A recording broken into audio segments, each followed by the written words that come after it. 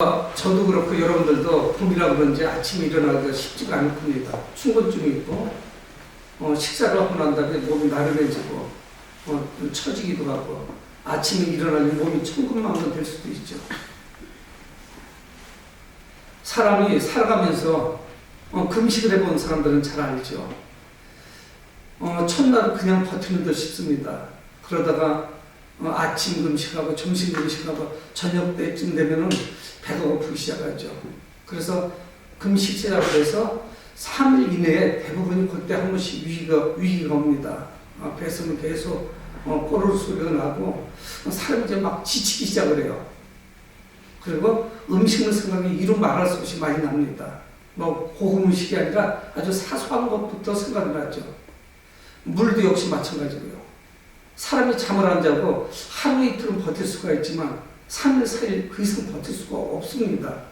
계속 꾸벅꾸벅 졸 수밖에 없죠. 우리의 몸은 하나님께서 창조하셨지만 연약한 몸이에요. 그래서 우리의 그 연약한 피조물이라는 것을 인정할 수밖에 없습니다. 그래서 여러분, 성경에 나오는 수많은 믿음의 선배들, 이분들도 믿음으로 승리하고 주님 안에서 주님의 뜻을 이루었지만 늘 강건했던 것은 아닙니다. 믿음의 사람들도, 목회자도, 장로님도, 기도 열심히 하는 권사님도 때로 쓰러져요. 낙심합니다. 탈진하죠. 우리 말에 그 탈진, 그것도 굉장히 의미가 있는데 번아웃 됐다고 하죠. 다 타서 제가 돼버리는 거예요. 영어의 탈진이 더 의미 같지 않겠어요? 더 이상 무엇인가를 할 수 없을 정도로 지쳐있는 상태. 대부분 우리는 무엇인가를 도전하지만 이것이 잘 되지 않는데 지치죠. 또 도전했는데 안 되고, 또 안 되고, 또 안 되고, 계속적으로 반복되는 그 어려운 가운데 자신감도 떨어지고, 어떤 사람은 하나님으로부터 멀리 떨어져 가버리죠. 또 사람들과의 관계에서도 우리는 탈진합니다. 힘이 빠지죠. 이루 말할 수 없이 어려워요. 그래서 의욕을 상실하고 맙니다. 여러분, 우리가 살아가면서 낙심하고 탈진하는 것을 예측할 수가 없습니다. 아침에는 기분 좋게 시작을 했는데 오후쯤에 아주 사소한 일 하나가 탁 치면은 그냥 낙심하는 거예요. 그리고 우울 모드에 싹 빠져버립니다. 그래서 걷잡을 수 없이 다운되죠. 그러다가 또 회복되고 이런 일이 반복됩니다. 여러분, 그런데 어려운 일 때문에 우리가 낙심하고 실망하고 탈진하는 것이 아니라 성공한 이후에도 더 큰 낙심이 와요. 사실은. 오늘 우리는 그런 인물을 하나 보게 되는데, 오늘 그래서 19장 1절에 아합이 엘리야가 행한 모든 일과 그가 어떻게 모든 선지자들을 죽였는지를 자기 아내 이세벨에게 고자질을 해버렸습니다. 그러면서 오늘 본문이 시작되는 거예요. 여러분들하고 저하고 성경을 몇 번 오늘 보면서 이렇게 찾아볼 텐데, 이 엘리야가 역사의 전면에 나올 때 이상하게 일기하고 연관이 돼요. 그러니까 이스라엘 백성들, 특히 북이스라엘 사람들, 남과 북이 분단되는데 북이스라엘 사람들은 특히 우상숭배에 빠져 있었습니다. 여러분, 그 당시 농경사회에서 가장 훌륭한 신이 뭔 줄 아세요? 비를 제때 내려주는 신이에요. 가뭄이 들지 않도록 해주는 신입니다.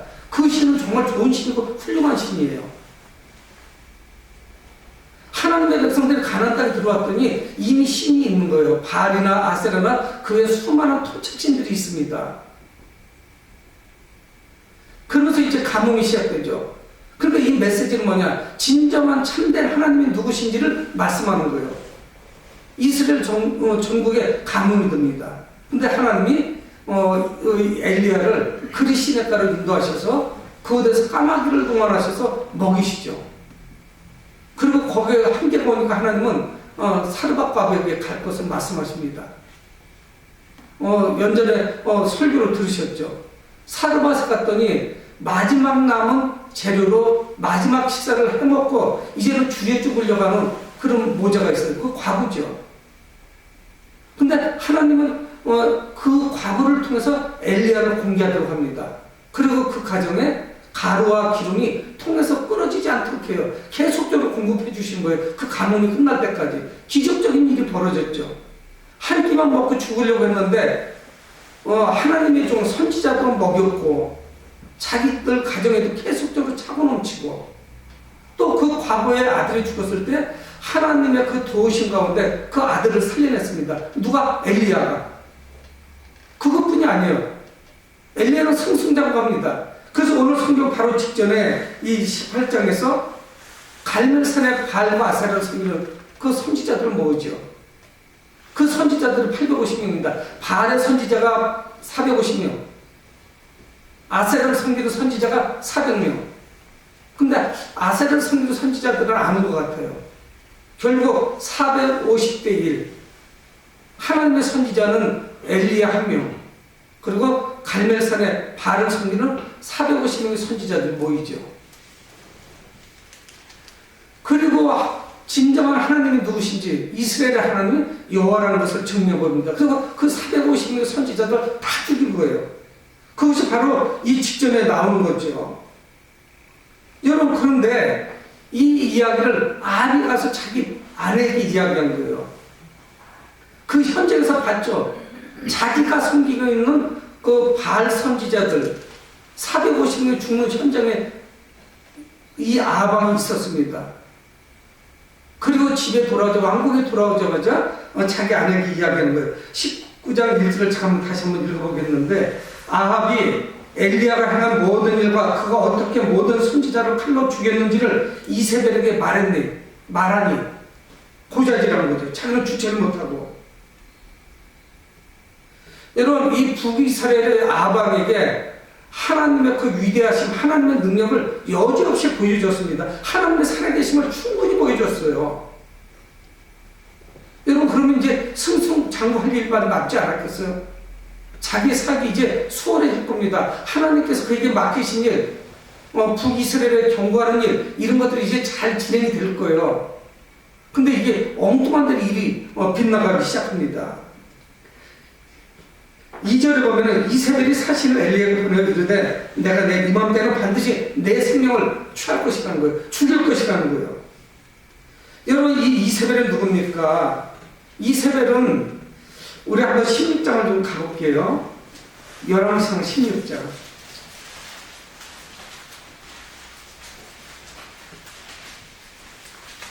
네, 16장 뒤쪽으로 한번 가보세요. 31절. 16장 31절 제가 한번 읽어볼게요. 느밧의 아들 여로보암의 죄를 따라 행하는 것을 오히려 가볍게 여기며, 이게 누구 이야기라는 거야? 아방에 대해서 말씀하고 있는 거예요. 여로보암의 죄를 따라서 북이스라엘 망한 것은 뭐냐? 첫 번째 왕인 여로보암의 그 죄를 계속 따르는 거예요. 근데 그 아방이 어땠냐면, 느밧의 아들 여로보암의 죄를 따라 행하는 것을 오히려 가볍게 여기며 시돈 사람 왕 에바알의 딸 이세벨을 아내로 삼고 가서 바알을 섬기고 예배했더라. 성경이 이렇게 말씀합니다. 여기서 이 아방의 장인이 누구냐면 오늘 본문에 나죠. 에바알이라는 사람이요. 에바알. 장인의 이름을 통해서 우리는 뭘 알 수 있냐면 이 사람은 바알을 섬기는 선지자라는 걸 알 수 있습니다. 이름 가운데 바알이라는 것이 의미가 들어가 있는 거예요. 그러니까 우상을 섬기는 이방 여인을 아내로 받아들인 거예요. 이세벨을 아내로 삼고 자신도 가서 바알을 섬기고 예배드리는 거예요. 최악의 선택을 한 겁니다. 그러니까 이 아방의 바른 길로 갈 수가 없죠. 그래서 이스라엘 성들 모두가 그 아방과 이세벨을 따라서 우상을 섬기는 거예요. 바알을 섬기고 아세라를 섬기는 거예요. 그러니까 이 엘리야가 갈멜산에서 바알과 아세라를 섬기는 그 제사장들과 영적 전투를 벌일 때 이스라엘 백성들을 향해서 진노합니다. 너희들이 언제까지 하나님과 바알신 가운데서 왔다 갔다 칼판질판할 것이냐? 여기로 갈까 저기로 갈까? 결국은 바알을 섬기는 그런 나라가 되고 말았습니다. 그런데 오늘 성경 2절에서 말씀하는 거 뭐냐면, 이 이세벨이 자기 남편의 이야기를 듣고 기가 죽어 있는 것이 아니라 기가 더 살아있는 그런 상태가 된 거예요. 자기가 데리고 온 450명 그 선지자들, 이들이 죽었다는 소식을 듣고 의기소침하고 기가 죽어 있고 오히려 낙심해야 될 듯 오히려 더 기세등등합니다. 내가 내일 이맘때면은 엘리야를 반드시 죽이겠다는 거죠. 의지가 강해요. 시간까지 정해놨어요. 그는 하나님의 선지자를 죽였던 그런 전력이 있던 그런 여인입니다. 저하고 18장을 한번 가볼게요. 18장 4절.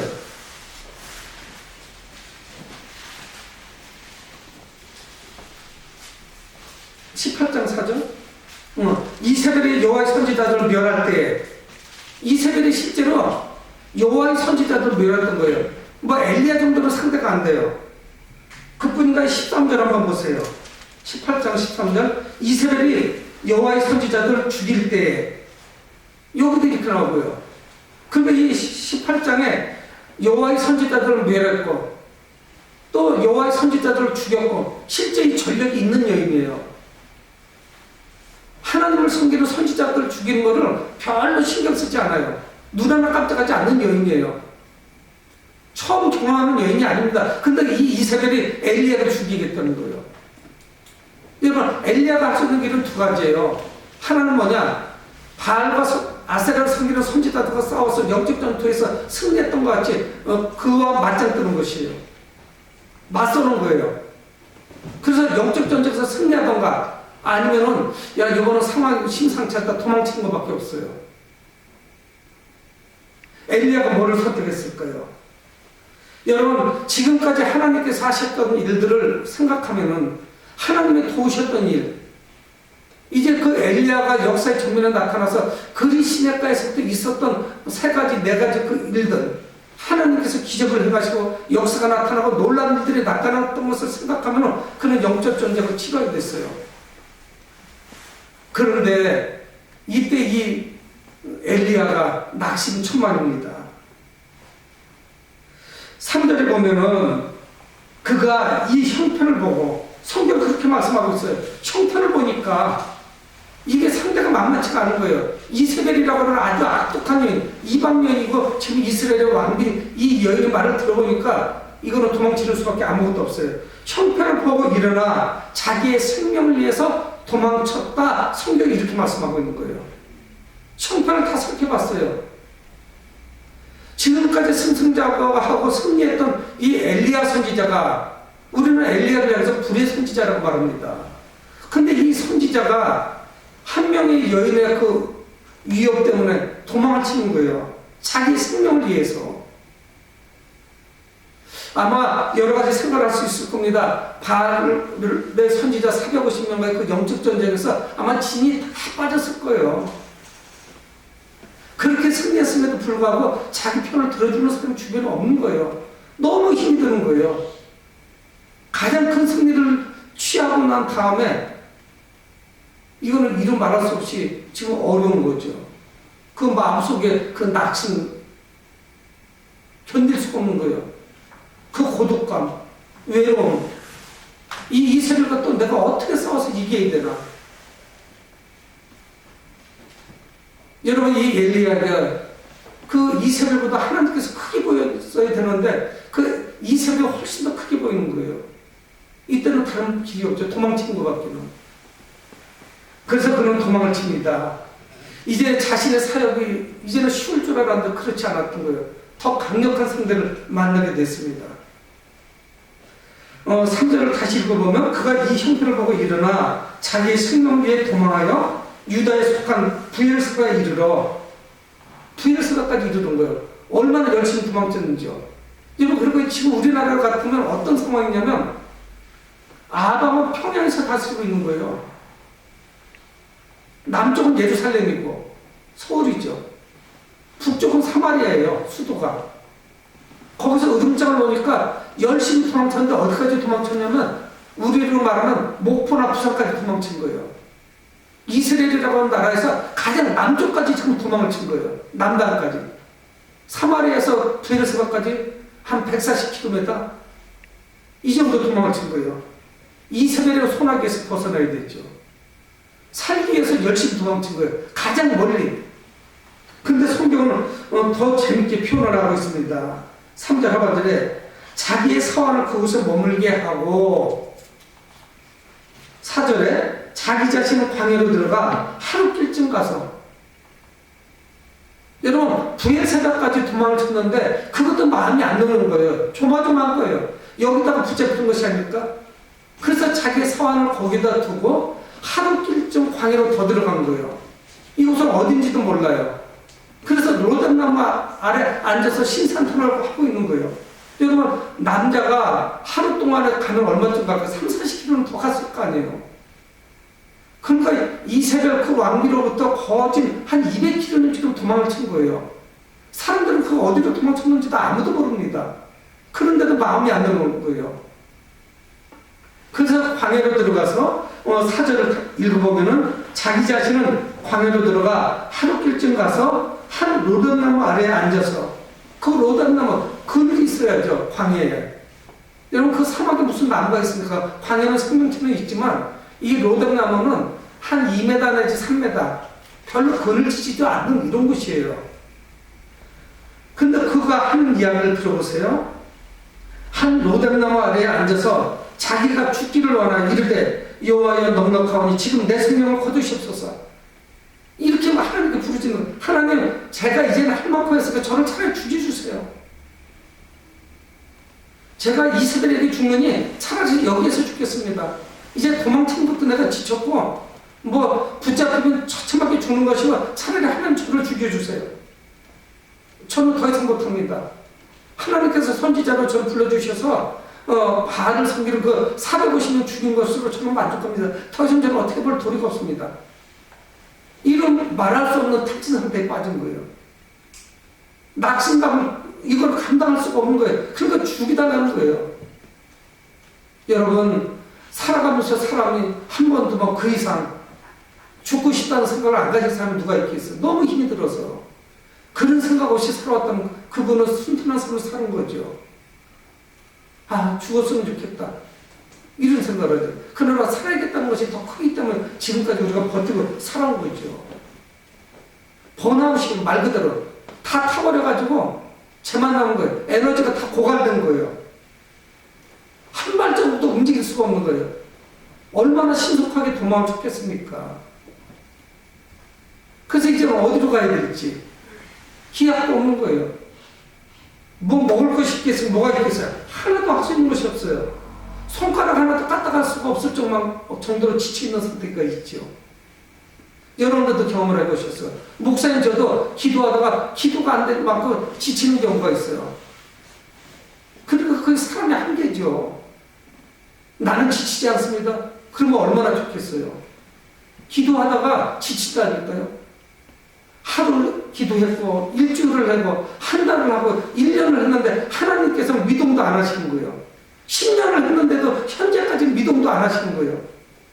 그러면 이 기도를 계속 해야 되는지 말아야 되는지 지친단 말이에요. 엘리야가 그 상태예요. 저를 차라리 죽여주세요. 그리고 모든 것을 포기하고 그냥 거기에 누워버렸습니다.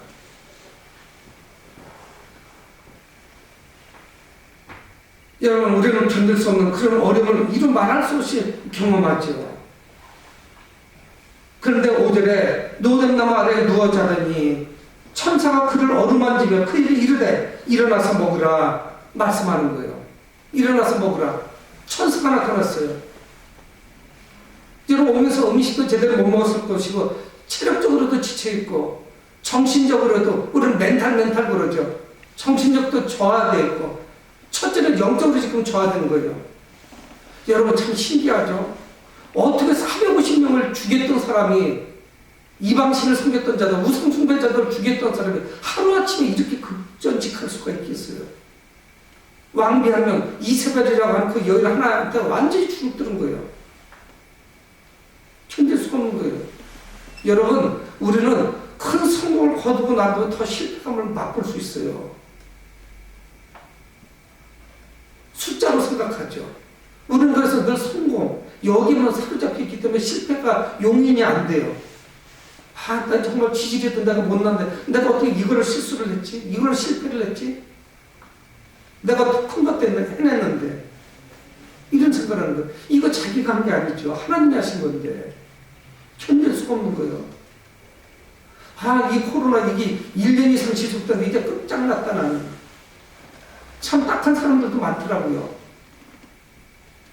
코로나 시작할 때쯤에 식당을 오픈했어요. 시설을 다 해가지고. 사람이 와야죠. 이런 말할 수 없이 어렵죠. 기존에 해왔던 사람들도 어려운데 이때 알았나요? 예측을 못했던 거죠. 근데 천사가 나타나서 그 머리맡에 숯불에 구운 떡과 물이, 한 병이 물이 있는 거예요. 먹고 마시라. 근데 6절에 본즉 머리맡에 숯불에 구운 떡과 한 병 물이 있더니 이에 먹고 마시고 다시 누웠더니 이렇게 말씀해요. 여러분 이건 뭘 말씀하는 줄 아세요? 우리가 탈진하고 낙심하고 회복하기 어려울 정도로 힘들어할 때 음식물 가지고 되는 게 아니에요.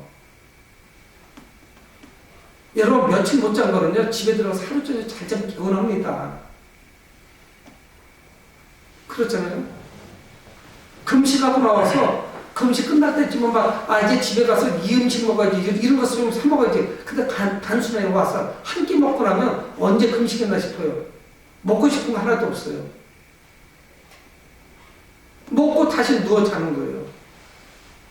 그러니까 이건 음식물의 문제가 아닙니다. 배고파서 기진한 게 아니에요. 잠을 못 자서 탈진한 것이 아니라고요. 실상은 이건 영적인 문제였어요. 근데 그 영적으로 완전히 지금 저하된 상태. 아무것도 할 수 없는 거죠. 먹고 마시고 다시 누웠다. 근데 실제로 보면은 여호와의 천사가 또다시 와서 어루만지며 똑같이 반복하는 거예요. 하나님께서 위로해 주시는 거예요. 일어나 먹으라. 내가 갈 길을 가지 못할까 하노라. 가야 될 목적지가 있어요. 근데 여기 누워있으면 안 되죠. 로뎀나무 아래서 뭐를 하겠어요. 사람 하나가 지나가지 않는 곳인데 무슨 짐승이 있어 뭐 있어요. 드문드문 풀 한 포기씩 있고 로뎀나무가 드문드문 있었겠죠. 여러분 엘리야가 지친 이유는 하나님이 아닌 이세벨을 바라봤고 너무 큰 여인, 강력한 여인, 저 여인 때문에 자기와 같은 하나님의 선지자들이 죽어나가는 것을 경험한 자신, 초라하게 자신을 받기 때문에 그런 거예요. 여러분 우리 힘으로는 승리하지 못합니다. 우리가 할 수 있는 것이 뭐가 있겠어요? 아무것도 없어요. 엘리야가 승리한 것은 하나님께서 도우셨기 때문에 지금까지 견딜 수 있었던 거죠. 우리의 삶에서 하나님을 놓치는 그 순간에 위기가 찾아온 거예요. 엘리야가 그런 것이에요. 여러분 엘리야보다 크신 분 하나님 계시지 않아요? 엘리야의 배후에는 이세벨보다 훨씬 더 위대하신 분, 큰 분이 계시죠. 하나님이 계시단 말이에요.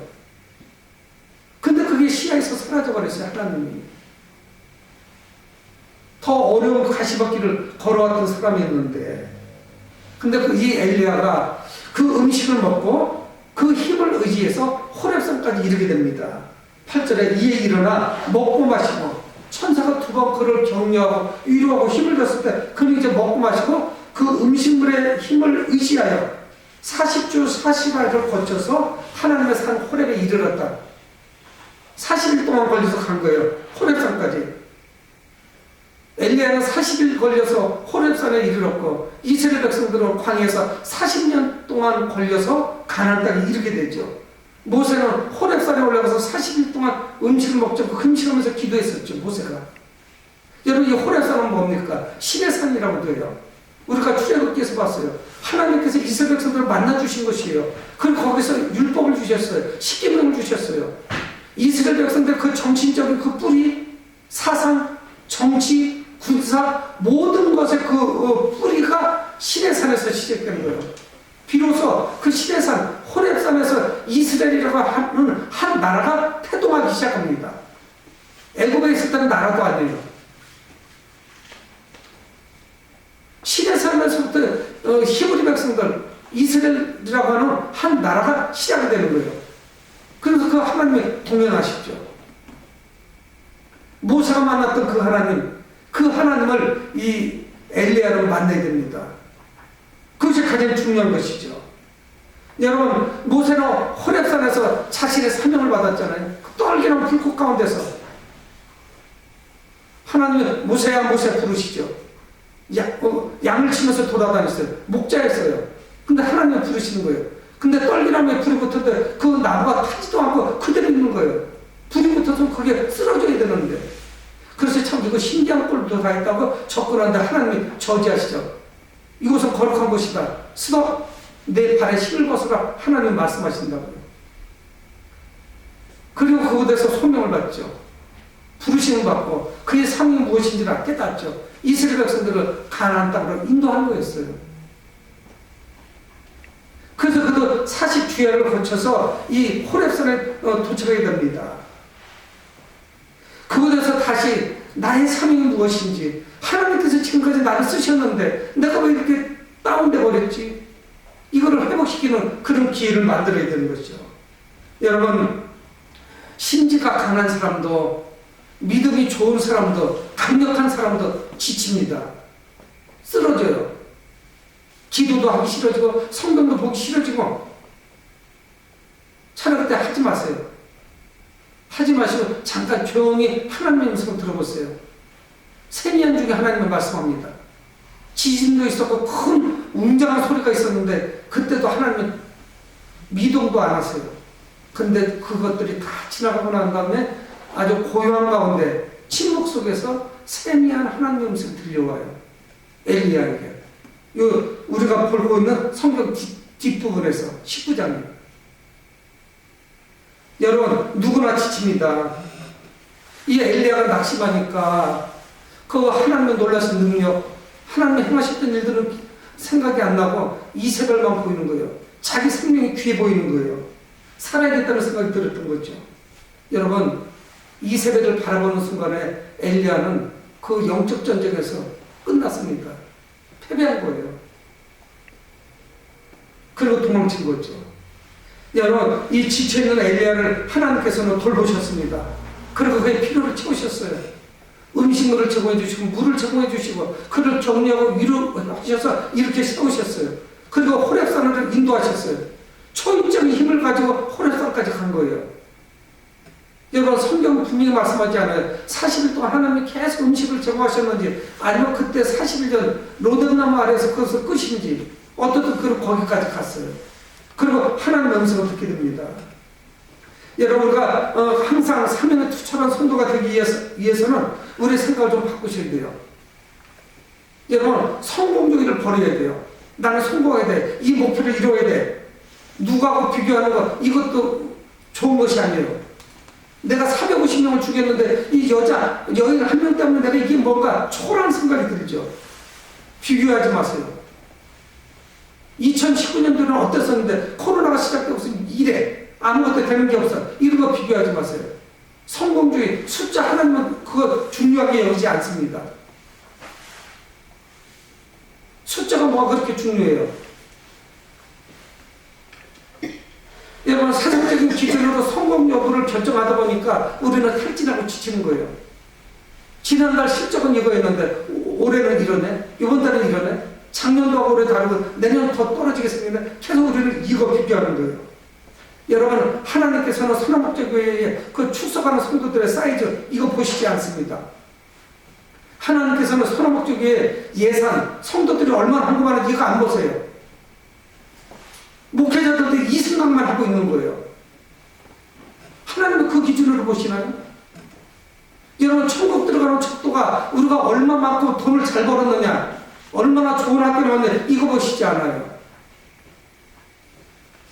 근데 우리는 무엇이 큰 업적을 남겨야만 성공하는 것으로 생각이 드는 거예요. 여러분, 엘리야는 크게 승리를 했지만 바로 이세벨이라고 하는 그 왕비 때문에, 여인 때문에 낙심됐습니다. 그래서 탈진했던 거예요. 여러분, 결과만 가지고 우리는 성공 여부를 가릴 수가 없어요.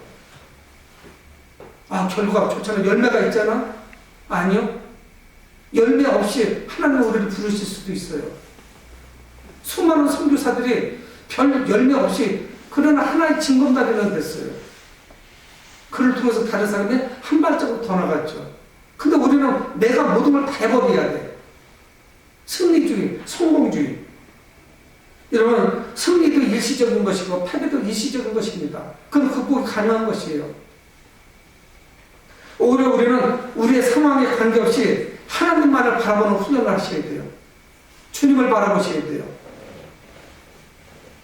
기도를 조금 멈췄다, 성경 보던 것을 조금 멈췄다, 이거보다 더 중요한 사실은 뭐냐? 하나님을 놓치면 안 돼요. 하나님을 붙잡으셔야 되죠. 그때만이 우리 앞에 그 문제가 크거나 작거나 그 사이즈에 관계없이 하나님의 도우심을 믿고 나갈 수가 있습니다. 이건 너무 큰 일인데? 이건 너무 작은 일이다? 이건 뭐 심심 작은 일이다? 그게 무슨 상관이 있어요?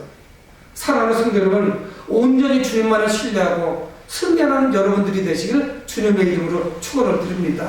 고마우신 아버지 하나님, 은혜를 감사합니다.